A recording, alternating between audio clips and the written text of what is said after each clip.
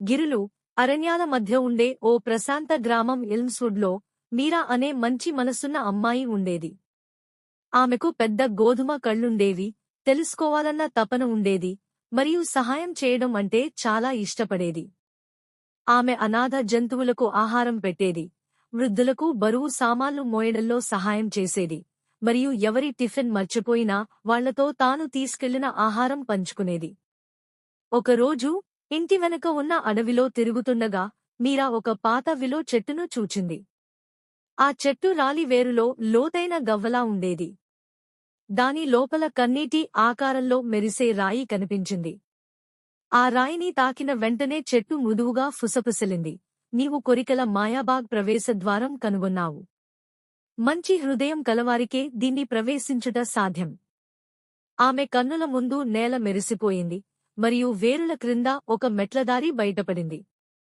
మీరా అడుగుపెట్టింది ఒక మాయాజాలపు లోకంలో. అక్కడ పువ్వులు పాటలు పాడేవి, చెట్లు మధురంగా చప్పుడు చేయేవి, మరియు చిట్టి చిట్టి పలుకులు లాంటివి మెరిసే తిట్లీలు ఉన్నవి. బాగ్ మధ్యలో ఉండేది ఒక బంగారు ఊబెను, అందులో నిగనిగలాడే నీరు ప్రవహించేది. ఒక తాటి పంటి వృద్ధురాలు అక్కడ ప్రత్యక్షమయ్యింది. ఆమె మేఘాల వలె ఉన్న వెంట్రుకలతో, నేనే కోరికల కాపలాదారి అని అనింది. నీవు 3 కోరికలు కోరవచ్చు, కానీ జాగ్రత్తగా ఎంచుకో. ప్రతి కోరిక నిన్ను మాత్రమే కాకుండా చుట్టూ ఉన్న ప్రపంచాన్ని ప్రభావితం చేస్తుంది. మీరా కన్నులు మెరిపించాయి. ఏదైనా కోరవచ్చా? అవును, అంది ఆమె, కానీ గుర్తుపెట్టుకో, కోరికలకు ఫలితాలు ఉంటాయి. మీరా కాస్త ఆలోచించి తన మొదటి కోరిక చెప్పింది. నా గ్రామంలో ఎవరూ ఆకలితో నిద్రపోవద్దని కోరుకుంటున్నాను. బాగ్ ప్రకాశించింది. ఆ రోజు నుండి ప్రతి ఇంటి వెనుకన పండ్లు పెరిగాయి, మరియు ఏ బిడ్డూ ఆకలితో ఏడవలేదు. గ్రామం సంతోషంగా మారింది, మరియు మీరా గుండె ఆనందంతో నిండిపోయింది. కాని రక్షకురాలు నెమ్మదిగా హెచ్చరించింది, మంచి కోరికలు కూడా జాగ్రత్తగా కోరాలి. కొన్ని నెలలు గడిచాయి. మీరా మళ్లీ బాకు వెళ్ళింది. నేను అన్నీ తెలుసుకోవాలనుకుంటున్నాను, అలా నేను అందరికీ బాగా సహాయం చేయగలను. రక్షకురాలు కాస్త కంగారుపడింది, కాని కోరికను మంజూరు చేసింది. ఒకేసారి మీరాకు ప్రతి ప్రశ్నకు సమాధానం తెలిసిపోయింది. ఆమె ప్రతి సమస్యను పరిష్కరించేది, చిలికిన బండీ చక్రం నుండి వ్యవసాయ సాంకేతికతల వరకు. దూరదూరాల నుండి కూడా ప్రజలు ఆమె సలహా కోసం వచ్చేవారు. కాని ఓ మార్పు వచ్చింది. మీరా ఆడటం మానేసింది. నవ్వడం మానేసింది. ఆమె ఆలోచనలు భారంగా మారిపోయాయి, నిద్ర కలతతో నిండిపోయింది.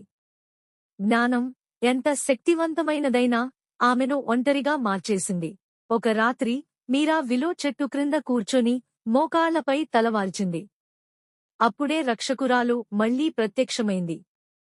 నీకు ఇంకా ఒక కోరిక మిగిలుంది.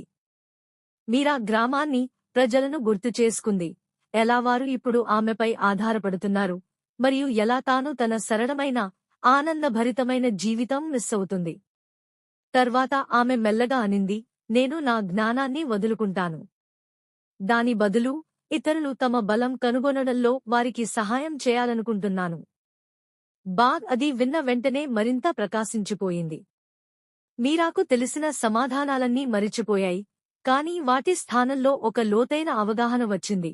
ఎలా ప్రజల సమస్యలు తానే కాకుండా వారే పరిష్కరించుకోవాలనే మార్గం చూపాలి. ఆ రోజు నుండి మీరా పరిష్కారాలిచ్చే వ్యక్తి కాదు, బోధకురాలైంది.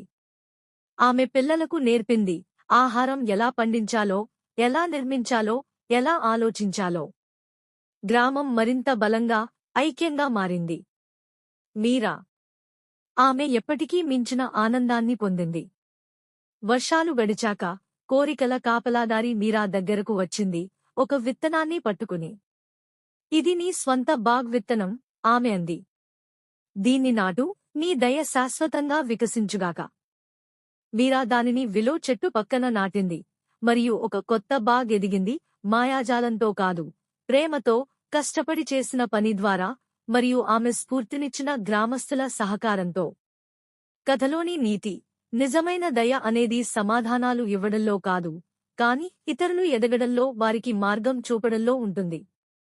కోరికలు శక్తివంతమైనవే, కాని వాటిని ఎలా, ఎప్పుడు, ఎవరిమీద ఉపయోగించామన్నదే ప్రపంచాన్ని మార్చే అసలైన మార్గం.